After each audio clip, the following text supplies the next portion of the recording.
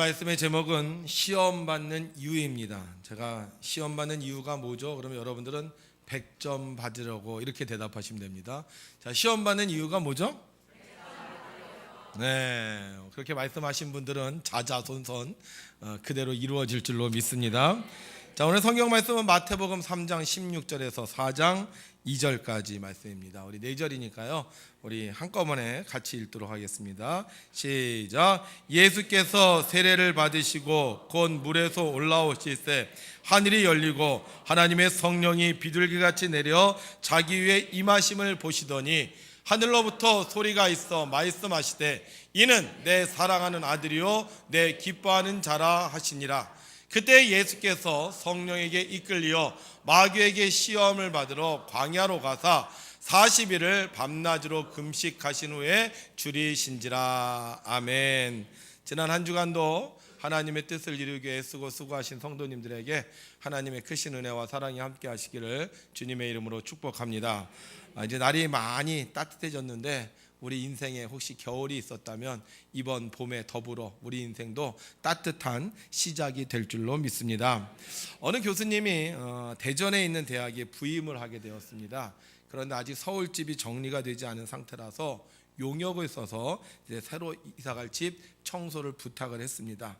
학교에 부임하기 위해 집에 와보니까 집이 너무 깨끗하게 잘 정리가 되어 있었어요. 그래서 용역센터에다 전화를 걸었습니다. 여보세요, 거기 용역센터지요? 지난번 제가 청소를 부탁했는데 청소를 잘 해주셨네요.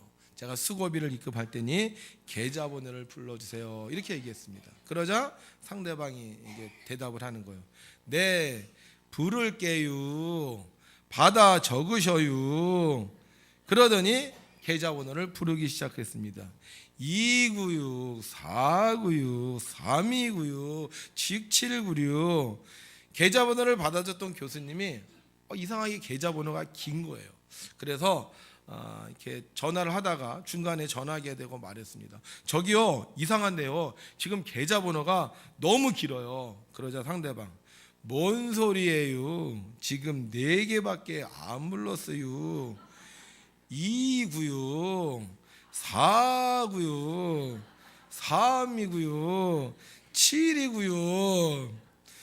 충청도 사람들은, 충청남도 사람들은 말을 할 때 좀 길게 느리는 버릇이 있습니다.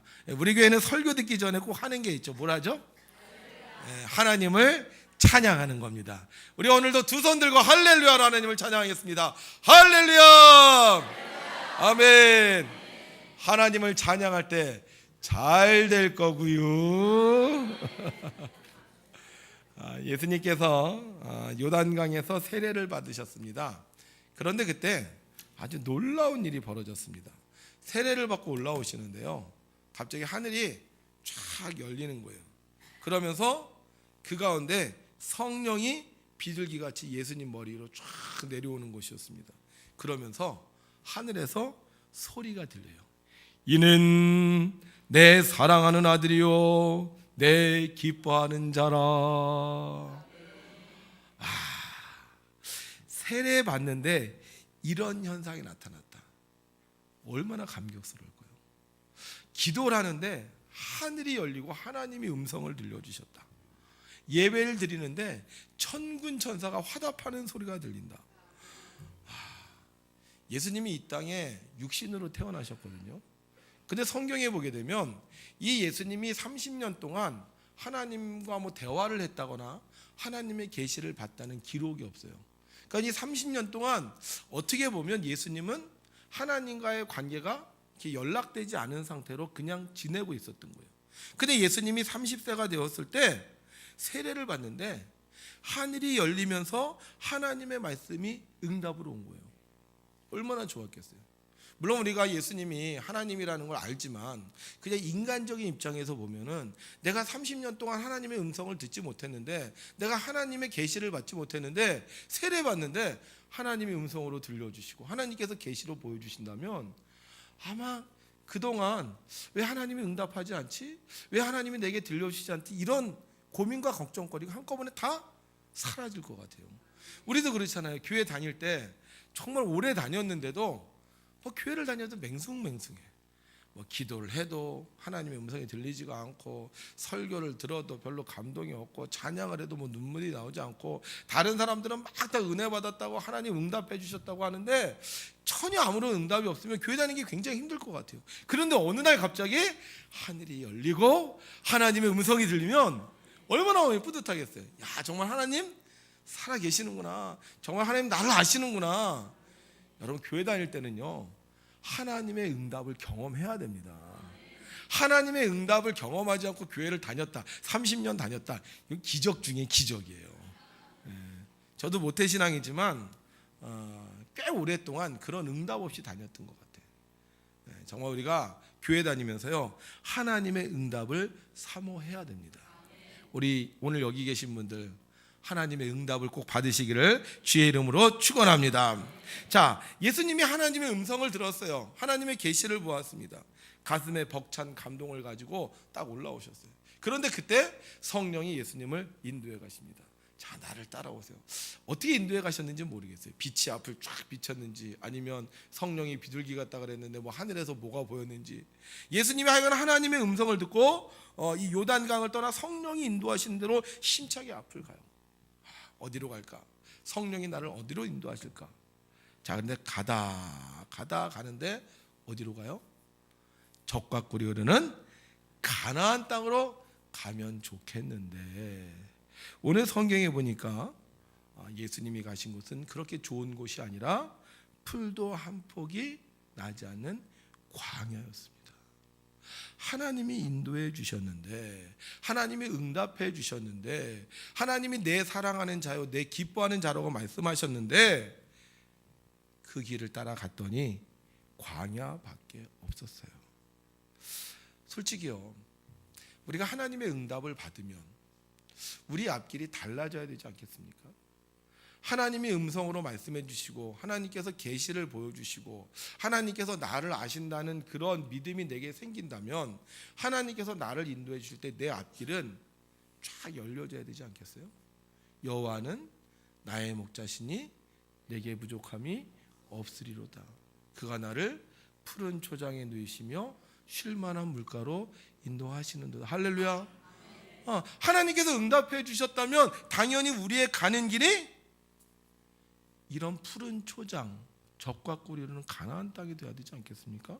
그런데 지금 푸른 풀밭이 아니라 거친 광야고요, 쉴만한 물가는커녕 풀 한 포기조차 없는 메마른 광야예요. 아니, 하나님이 응답하셨는데 왜 이렇게 우리 인생이 힘들고 어려운 것입니까? 마귀 때문에요? 차라리 마귀가 그랬으면 괜찮죠.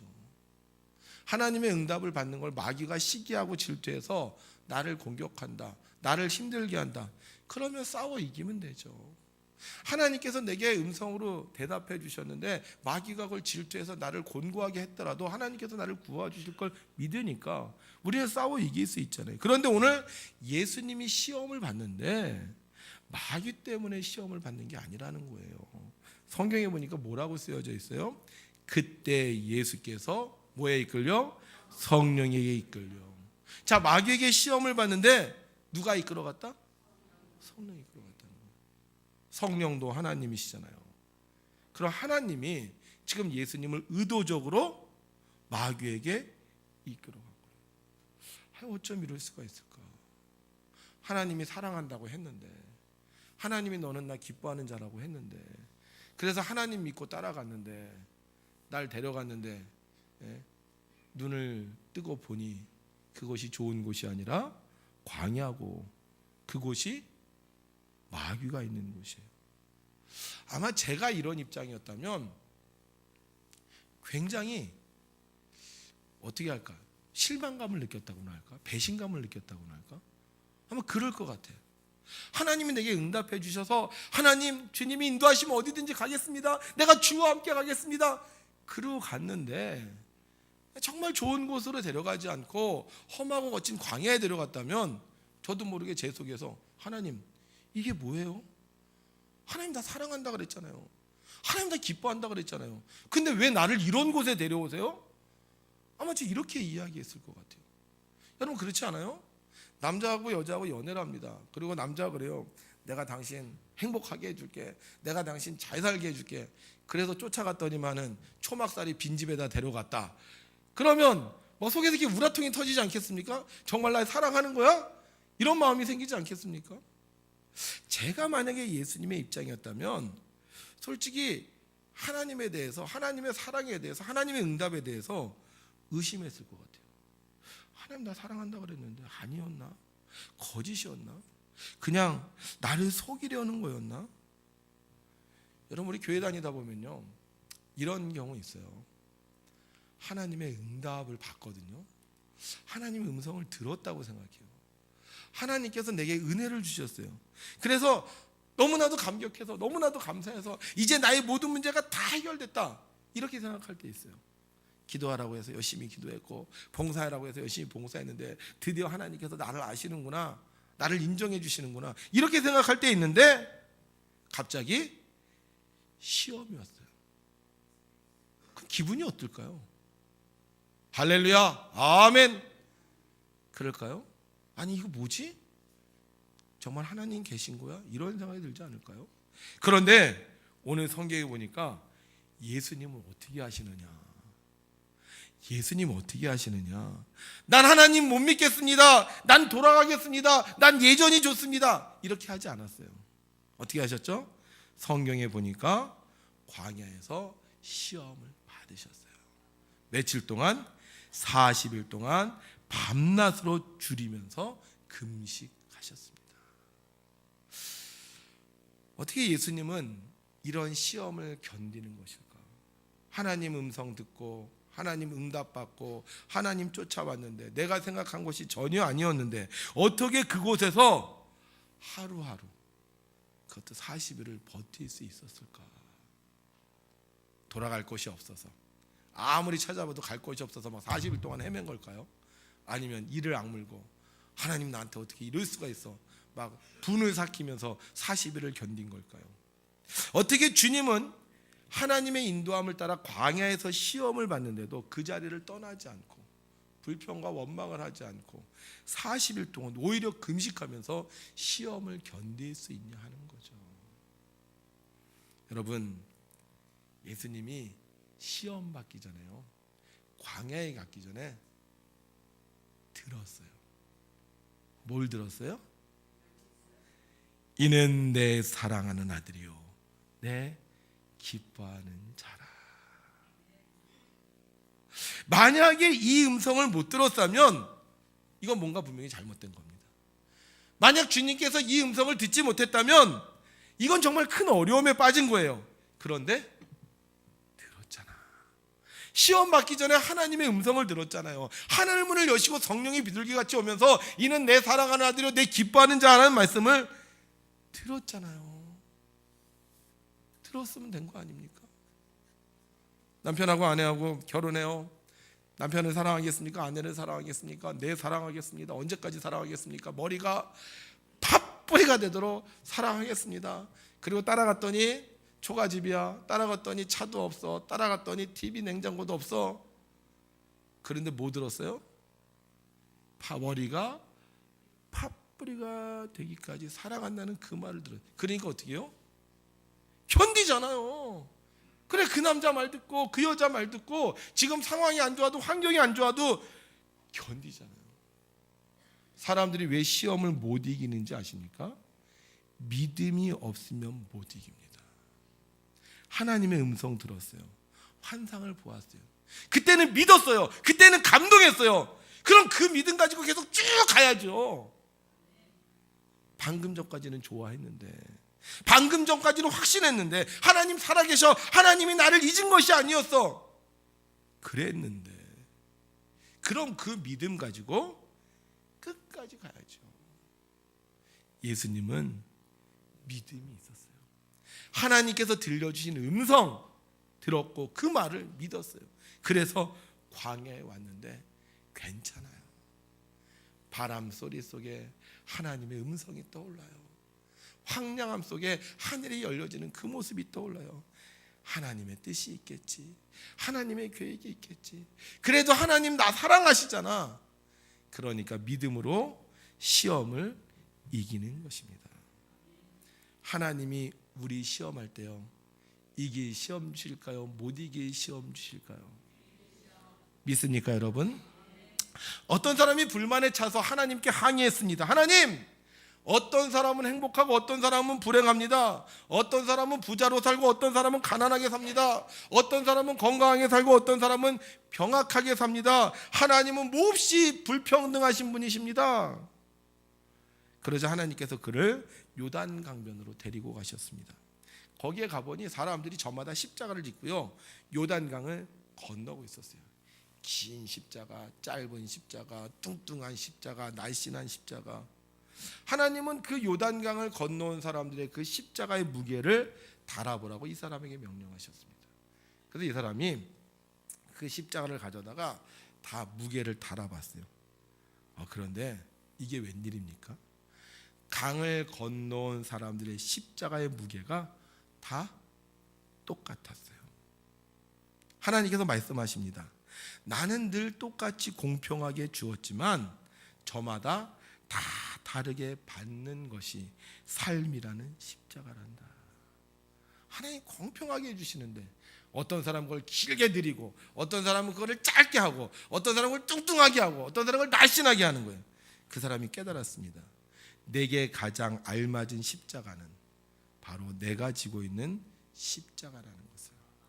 성경은 우리에게 이렇게 말씀하십니다. 함께 했습니다. 시작. 사람이 감당할 시험 밖에는 너희가 당한 것이 없나니 오직 하나님은 미쁘사 너희가 감당하지 못할 시험 당함을 허락하지 아니하시고 시험 당할 즈음에 또한 피할 길을 내사 너희로 능히 감당하게 하시느니라. 아멘. 그렇습니다. 예수님은 하나님을 믿었습니다. 그래서 40일의 시험을 견딜 수 있었습니다. 하나님께서 주시는 시험은 고난의 시험이 아닙니다. 하나님께서 주시는 시험은 믿음의 시험입니다. 정말 믿음이 있느냐? 하나님은 믿음의 시험을 주시기 전에 우리가 믿을 수 있는 것들을 반드시 주십니다. 하늘문을 여시고 하나님의 음성을 듣게 하십니다. 우리의 불안한 믿음이 진정한 믿음이 되도록 하나님께서 신호를 보내주십니다. 그런데 문제는 사람들은 그 하나님이 주신 믿음을 금방 잊어버리고 만다는 것입니다. 그래서 어려움이 다가오면 그 믿음을 잃어버리고 실패하게 되는 거예요. 믿음만 가지고 있으면 어떤 고난이 와도 어떤 역경이 와도 눈앞에 보였다 사라지는 신기루처럼 별 볼 일 없는데 우리가 하나님에 대한 믿음이 없기 때문에 눈앞의 시험 앞에서 벌벌 떨 때가 너무나도 많은 것입니다. 지금까지 살면서 하나님께서 주신 믿음이 있었다면, 믿음의 경험이 있었다면 우리는 끝까지 믿음의 삶을 살아야 됩니다. 텔레비 보면 가끔 귀신 영화가 나옵니다. 무서워요? 안 무서워요? 무섭죠? 막 벌벌 떱니다. 막 입을 뒤집어 쓰고 봅니다. 꺼버리면 아무것도 아닙니다. 그런데 우리는 그 텔레비 속에 있는 귀신이 진짜 나타나 생각하고 두려워하고 있을 때가 있습니다. 우리 하나님이 주신 믿음이 있다면 어떤 시험도 우리는 이길 수 있습니다. 그래서 우리는 믿음으로 시험을 통과해야 되는 것입니다. 예수님 믿음으로 시험을 받았을 때 시험을 이기셨습니다. 어떻게 됐죠? 천사들이 와서 수정들었어요. 저는 이 장면을 생각해 보면서 그런 생각이 들었어요. 예수님 지금 광야에 있어요. 그리고 거기 마귀가 있어요. 그런데 그 위에는 뭐가 있어요? 천사들이 있는 거야. 예수님이 마귀를 이기니까, 시험을 이기니까 내 눈에 보이지 않던 천사들이 어떻게 해요? 쫙 내려와서 수정드는 모습. 여러분, 우리가 믿음으로 살면 승리하게 되고 믿음으로 살면 천사도 수정드는 위대한 믿음의 장군이 될 수 있는 것입니다. 아주 신화적인 인물입니다. 이 마윈이라는 사람은. 근데 이 사람의 별명이 있는데 뭔지 아세요? 난이에요. 난이. 못난이. 별명이 못난이에요. 그리고 계속 실패를 거듭했어요. 공부를 못해서 초등학교에서 중학교 갈 때도 굉장히 많이 힘들게 갔고요. 뭐 대학 시험도 두 번이나 낙방을 했습니다. 30군데 이력서를 냈지만 모두 다 퇴짜를 받았고요. KFC에 24명이 원서를 냈거든요. KFC에. 그런데 23명이 붙고 한 사람이 떨어졌어요. 근데 떨어진 그 한 사람이 누구냐? 바로 마인이었어요. 그리고 그 엘리바마 해갖고요, 직접 성공한 거 아닙니다. 또 실패를 거듭했어요. 그런데 그는 이러한 실패 속에서도 아주 독특한 면을 발휘합니다. 그게 뭐냐 하면 자기의 실패 속에 불평하거나 원망하지 않아요. 특별히 남의 탓을 하지 않습니다. 누구 때문에 기회가 안 줘서 그렇게 생각하지 않습니다. 그는 포레스트 검프라는 영화를 보면서 실패해도 꾸준히 하면 성공할 수 있다고 믿습니다. 그래서 꾸준히 하는 거예요. 실패해도 또 하고 자신의 삶을 점검하면서 남에게 불평하지 않고 그의 인생이 달라질 걸 생각하는 거예요. 저는 저 서유기를 저렇게 해석하는 건 처음 들었어요. 삼장 법사가 그 저팔계 사오정 손오공을 저렇게 해석한 처음 들었는데, 그 사람 했을 때요, 사람에 대한 믿음이 없으면 못 쓰는 거거든요. 저 사람은 너무 성실하지 않아, 저 사람은 뭐 능력이 없어, 저 사람은 너 자기 멋대로야, 이런 못 써요. 그런데 어떻게 해요? 그 사람들을 믿고 그들에게 또 자기 일을 맡기잖아요.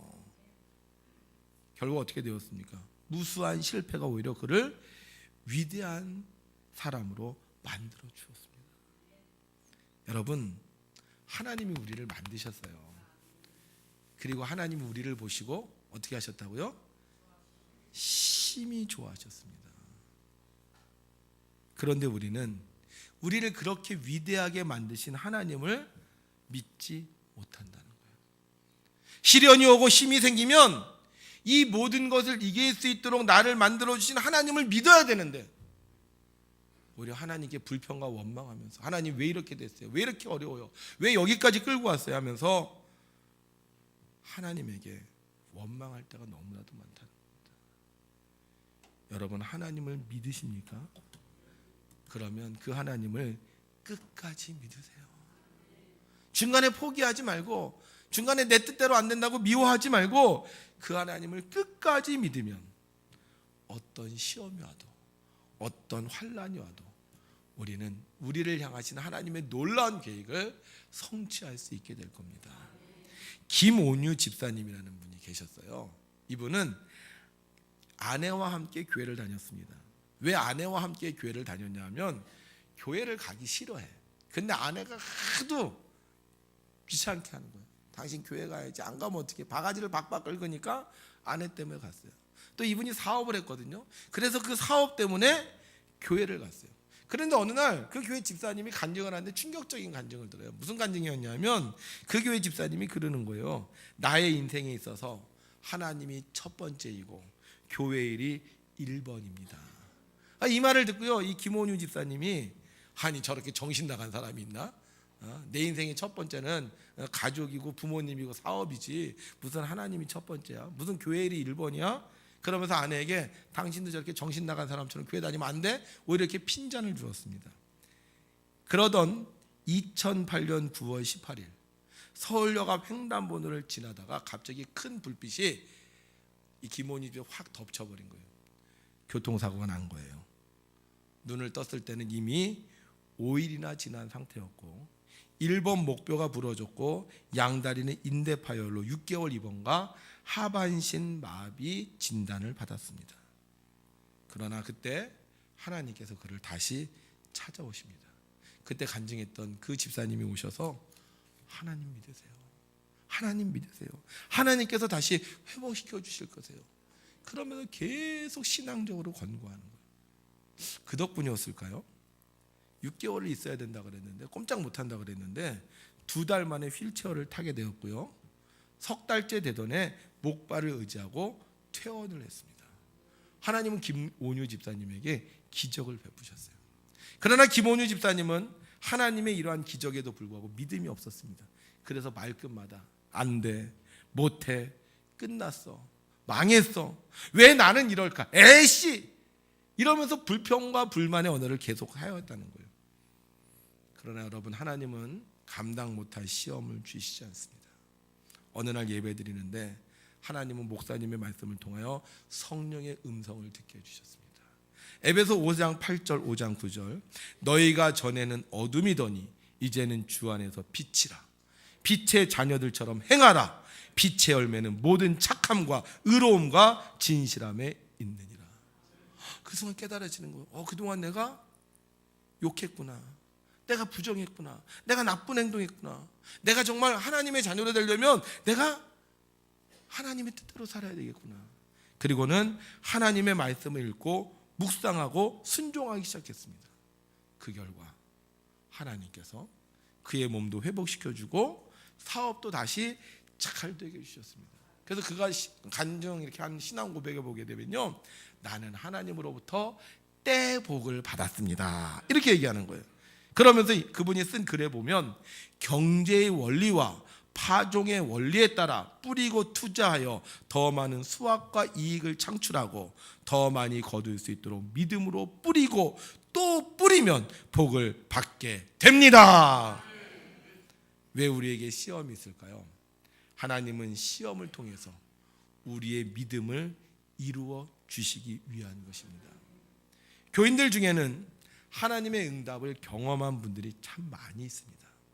하나님의 말씀을 듣는 중에 하나님의 음성을 듣기도 하고, 기도하는 중에 환상을 보기도 하고, 생각지도 않던 일들이 순탄하게 풀린 경험을 한 분들이 있습니다. 어떤 분은 꿈을 꾸기도 하고요, 어떤 분은 자기가 원하던 일이 이루어지기도 했습니다. 병이 난 분도 있고요, 방언을 한 사람들도 있습니다. 그렇지 않아요?